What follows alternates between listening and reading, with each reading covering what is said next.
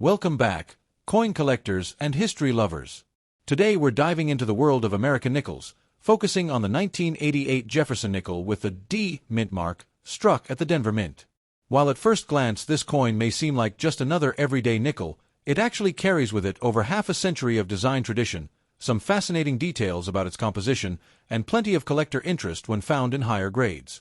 The 1988 5-cent coin belongs to the Jefferson nickel series, which began in 1938 and continues in modified forms even today. This design honors Thomas Jefferson, the third President of the United States and the primary author of the Declaration of Independence. Jefferson's portrait on the nickel has been one of the longest-running obverse designs in U.S. coinage history. On the obverse side, we see a left-facing profile of Jefferson, designed by sculptor Felix Schlag.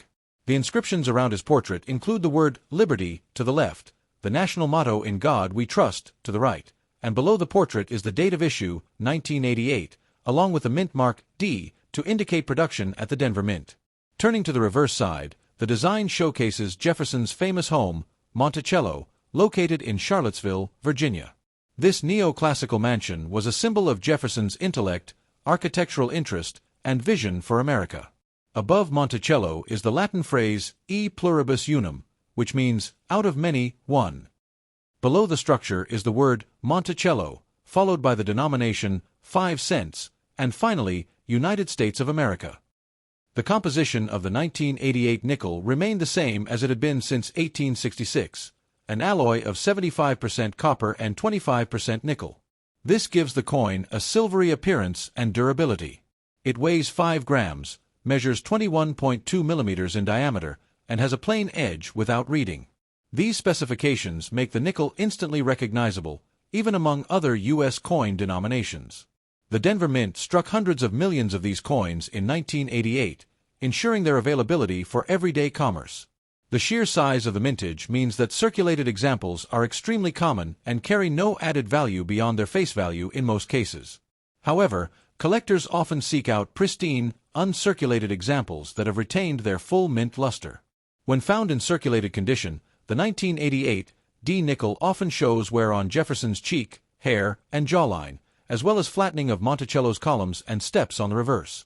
Many circulated coins also show nicks, scratches, and dull coloring from years of use in vending machines, cash registers, and coin rolls. In terms of value, most circulated 1988 D nickels are worth only 5 cents. However, uncirculated examples can bring higher premiums. Coins graded MS65 or better by professional grading services can sell for a few dollars, while superb examples in MS66 or MS67 can command much more, since these top-condition coins are harder to find.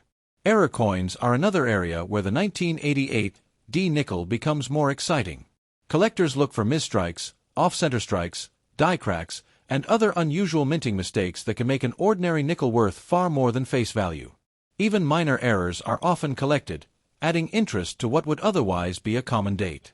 One thing that makes Jefferson nickels interesting is their longevity in design. From 1938 through 2003, the obverse and reverse designs remained largely unchanged, giving the 1988 D coin a classic and recognizable look. It wasn't until 2004 that the Mint introduced new designs for the reverse as part of the Westward Journey series, and later, in 2006, a new forward-facing Jefferson portrait appeared. The historical context of 1988 also adds some charm to this coin. It was the late years of the Cold War, a time of technological advances and cultural shifts in the United States.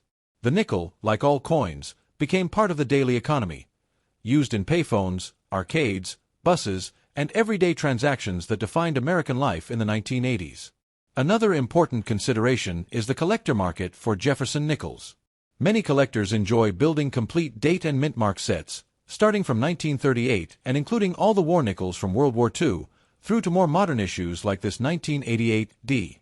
Though common, it remains a necessary piece of a full collection. The design by Felix Schlag deserves recognition. Schlag won the Treasury Department's 1938 competition to design the new nickel, beating out other artists. His portrait of Jefferson and depiction of Monticello became iconic and lasted for decades, with only slight modifications over the years to improve detail and strike quality. Condition plays a huge role in the desirability of any coin. Collectors often seek out examples with full steps on Monticello's staircase on the reverse. These full-step nickels are highly prized because they demonstrate a strong, precise strike, which can be difficult to find for certain dates and mint marks, including 1988 D. The metal composition of the 1988 D nickel also reflects the U.S. Mint's continued reliance on durable coinage alloys. Unlike the cent, which shifted to a copper-plated zinc composition in 1982, the nickel retained its copper-nickel blend. This durability is one reason nickels often survive in circulation for decades.